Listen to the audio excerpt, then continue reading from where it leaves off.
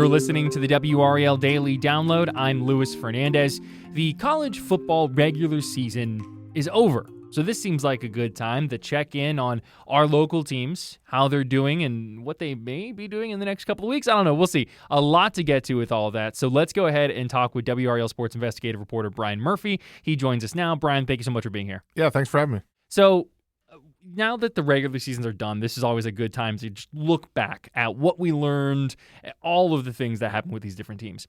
The climax of at least NC State and UNC's regular season was this weekend, the two teams facing each other, and NC State kind of doing what it's done for the past 5 years, winning handily under head coach Dave Doeren, who will be back for his 14th season. Let's start with the Wolfpack then. This doesn't really seem shocking that they beat UNC the way they do. But now that we know Dave Doeren's going to be back, what does all this mean for NC State? Yeah, incredible longevity for Dave Doeren. 14 years is almost unheard of in today's college football, scene, given the way that coaches are being fired and hired all over the place. But, what was NC State really going to do? I mean, Dave Doeren, down the stretch, they beat Georgia Tech, which was unbeaten at the time. They beat Florida State.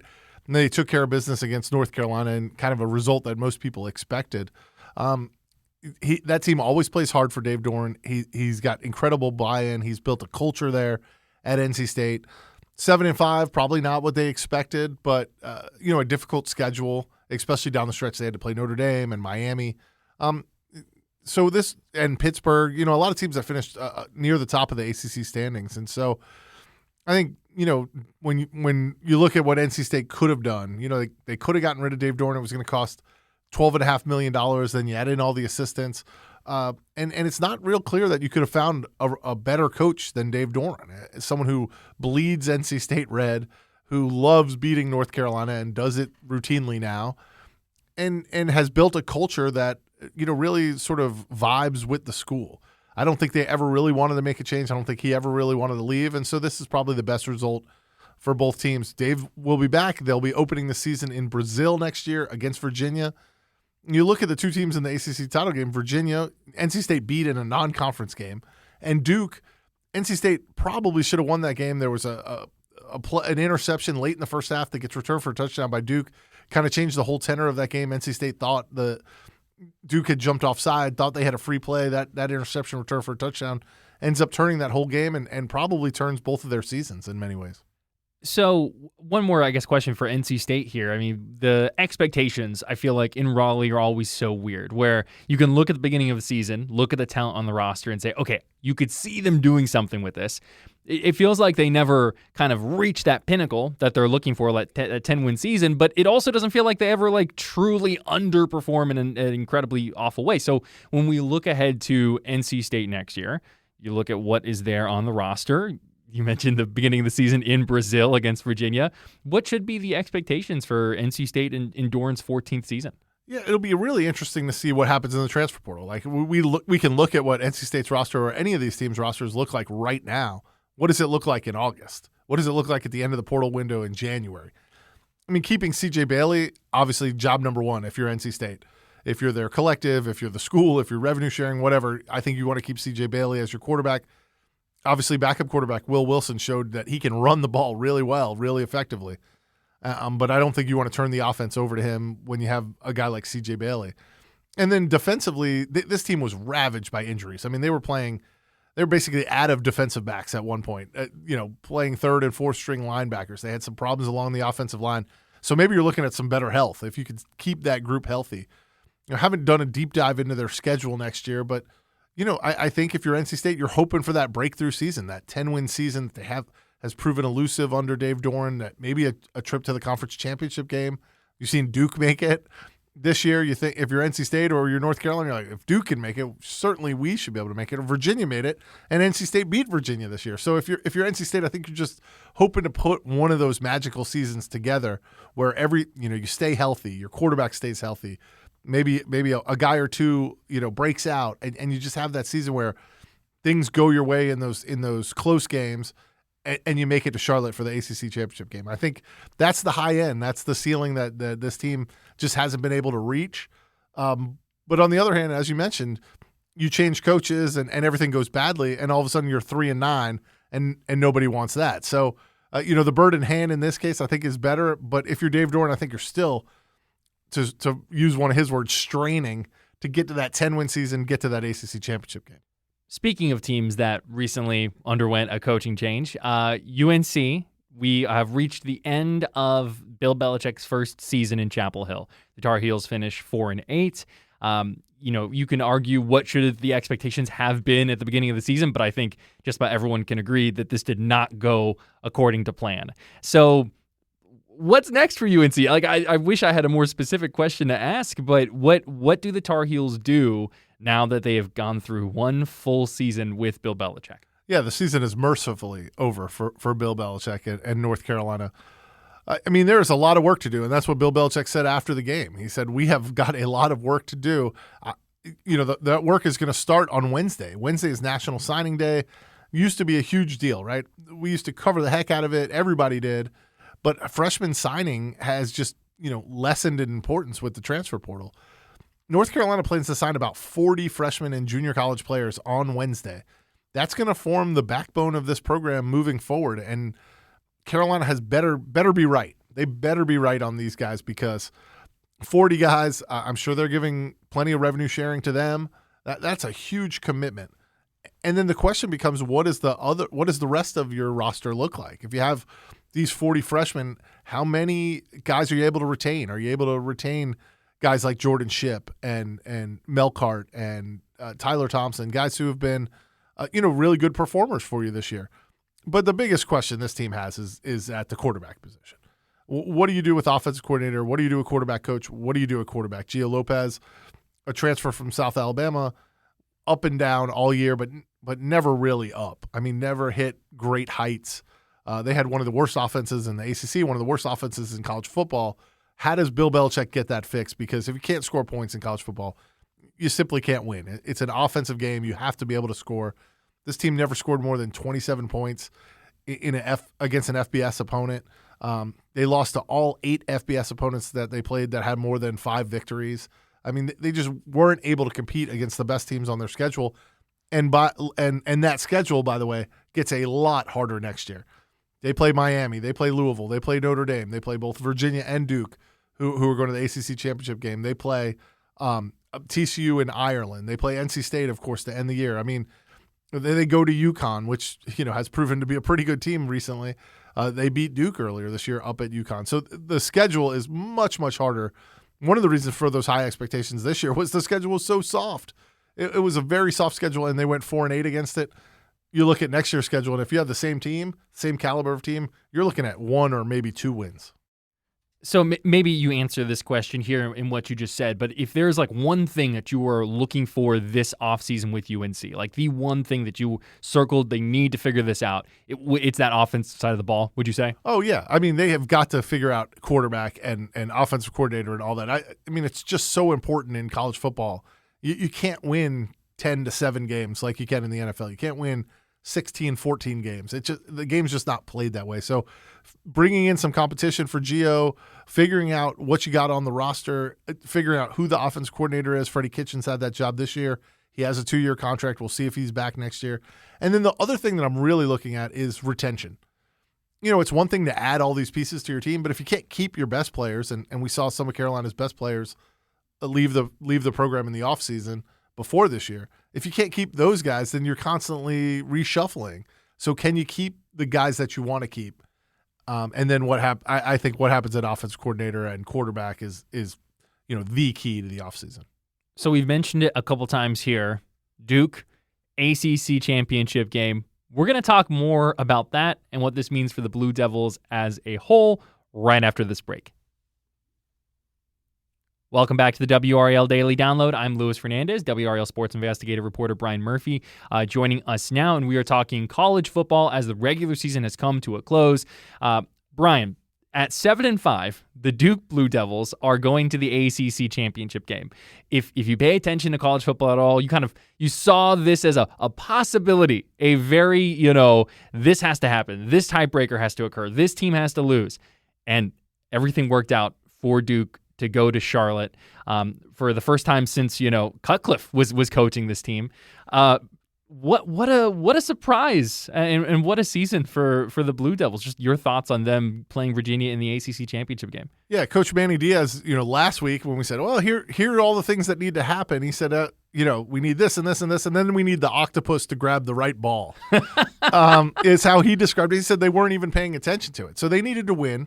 They needed Miami to beat Pittsburgh, which seemed like a real possibility. Miami's probably the best team in the ACC.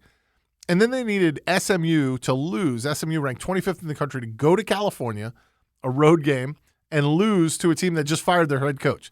Cal had fired their coach the week leading up to this game after a dismal performance against Stanford.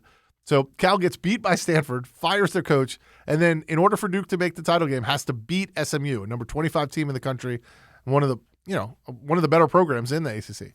Well, Cal races out to a huge lead. SMU comes all the way back. Cal scores late to take the lead, and SMU misses a field goal on the final play of the game that would have won it for him. And lo and behold, Duke is in the ACC Championship game. They tied with 5. So Virginia was 7-1, which doesn't include a loss to NC State in a non-conference game. I mean, it's really college crazy. Football is so wonderful. It's wild how we got here. And Duke ends up in a 5-way tie for second place because these conferences are so big. Not everybody in that 5-way tie had played each other. In fact, Duke was 0-2 against other teams in that tie, which you would think would eliminate the Blue Devils, but it didn't. And you got all the way down to like the 5th tiebreaker, which was record of the winning percentage of conference opponents. And Duke had the best winning percentage of conference opponents among that group. And so they were going to the ACC title game. Manny Diaz said, we deserve it. Like, we won 6 games in the conference, and the teams that we played against had the highest winning percentage. We deserve to be there. But it is the worst case scenario for the ACC. And that is not a dig on Duke. Virginia's ranked 16th in the country. That's perfectly fine. Maybe they're 18th now. But Miami is sitting there, maybe one of the top 10 teams in the country, probably the best bet to go to the college football playoff. And they are not in this championship game. And instead, 5-loss Duke is. Before we do the college football playoff thing, right? You say this is the worst case scenario for the ACC. For folks that may not be, all plugged into college football as folks like we are, why is this so bad for the ACC? With all respect to Duke, if you get it, you earn it, do it. You say we're coming here to crash the party, but why is this bad for the ACC? Well, so there's a 12-team college football playoff, and it started last year, and this is a big misconception that the 5 highest-ranked conference champions get into the college football playoff, the 12 teams. Among the 12 spots, 5 are reserved for champions of their conference. Under normal circumstances, 4 of those bids are locked up. They go to the ACC champ, the SEC champ, the Big Ten champ, and the Big 12 champ. That's pretty much how everyone expects it to go. But those are not guaranteed. The ACC is not guaranteed one of those 5 spots. It goes to the 5 highest-ranked conference champions. And if Duke were to win the ACC, they would likely not be one of the 5 highest-ranked conference champions. So the American Conference champion is almost assuredly going to be ranked higher than the ACC champion. If Tulane wins, Tulane is one of the teams that beat them, and they're number 24 currently in the college football playoff rankings. Right, so I think the American champ is in. They're probably going to grab the 5th spot anyhow. They're in. And we did see this last year. The Mountain West, their conference champion, Boise State, was ranked ahead of the ACC champion too. But the problem becomes not one other conference, but 2 other conferences finishing ahead of the ACC champ, in this case Duke. And James Madison, who's playing for the Sun Belt title, would be 12-1. Their only losses to Louisville, and they would possibly be ranked ahead of a 8-5 Duke ACC championship team. And that would mean that the ACC doesn't get anyone in the 12-team college football playoff. It's a real possibility. It's hard to put a percentage on it until we see what the college football rankings look like. But, I mean, as we sit here today, I don't think there's any chance that Duke is ahead of James Madison. So if you are someone who appreciates the ACC, I don't want to say an ACC fan because this isn't the SEC. We don't have a bunch of SEC fans and stuff like that. But if you're someone who appreciates the ACC, when the second to last rankings come out this week, what do you need to see to feel okay that an ACC team will be represented in the playoff? There's almost nothing you can see in there because Duke's not going to be in the top 25. And they have 5 losses. And even though Manny can say, hey, we've lost to 10-win teams and 9-win teams and 8-win teams. You still lost. Yeah, 5 losses not going to get you in the top 25. But if James Madison is in that top 25 and they win, they're clearly not going to fall out of the top 25. I mean, Virginia needs to win this game. If you're the ACC, and I've written about this previously, the financial and reputational harm to the ACC that would come with getting left out of the 12-team playoff completely, it would be significant. So if you're the ACC, Virginia winning would be your best bet. Your second best bet may be Miami gets an at-large bid. Even if Duke wins, Miami somehow finds a way to get an at-large bid, and that's your representative in the 12-team college football playoff. And so you have Miami as an at-large with the two, non-Power 4 conferences represented. And so that may be the best-case scenario for the ACC, is that Miami finds a way to get in. But if the best-case scenario is Virginia wins, they get in as your champion, and then Miami finds a way to get in as an at-large. Then you would have two teams like you had last year with Clemson and SMU. That's worth a lot more money. I mean, the difference between getting two teams in, getting one team in, or getting zero teams in is we're talking millions and millions of dollars. And, this raises a larger point. Like we saw the Mountain West had to go to computer tiebreakers to determine which of their four teams would even make their conference championship game. As these leagues get bigger and bigger, the ACC has 17 football playing members. The Big Ten has 18, which is how you get two undefeated teams playing each other in the Big Ten championship game. They don't play each other in the regular season. Gone are the days of the round robin. And so how do you determine, when teams play vastly different conference schedules, how do you determine who gets to go to your championship game? The ACC doesn't have anything in its tiebreakers about college football championship or college football playoff rankings. And they may have to change that moving forward, because you clearly want to put your best teams forward. And Miami was part of that five-way tie for second. Now, but if you're Duke, I mean, do you care? Are you just like, listen, we got to go win an ACC title? I mean, imagine if you're Duke, that's what you're thinking. Yeah, if you're Duke, you're making no apologies. Look, this was the system. It was put in place in 2023, this tiebreak system. We've played under it in 23 and 24 and 25. And look, it just happened to benefit us. We're not apologizing for it at all. We're going to go try to beat Virginia. And if we beat Virginia, Manny Diaz said, on Sunday that we absolutely deserve to be in the college football playoff. His point was that teams like Duke would stop scheduling teams like UConn or Tulane and just schedule home wins and try to buff up their schedule, their ranking. So they would be, if they hadn't played those games, but they'd played the Tulane, the UConn, then this is less of a conversation at that point if those are two easy wins. Right, two easy wins. All of a sudden they have 9 wins and nobody's talking about leaving Duke out. And so he said it would be a real problem for scheduling. He also made a point, and look, this is really in the weeds, so if you've stuck with us, we appreciate it. The 12-team college football playoff, the Big Ten has already said we need to expand that. We need to expand it to 16 or 20 or 24.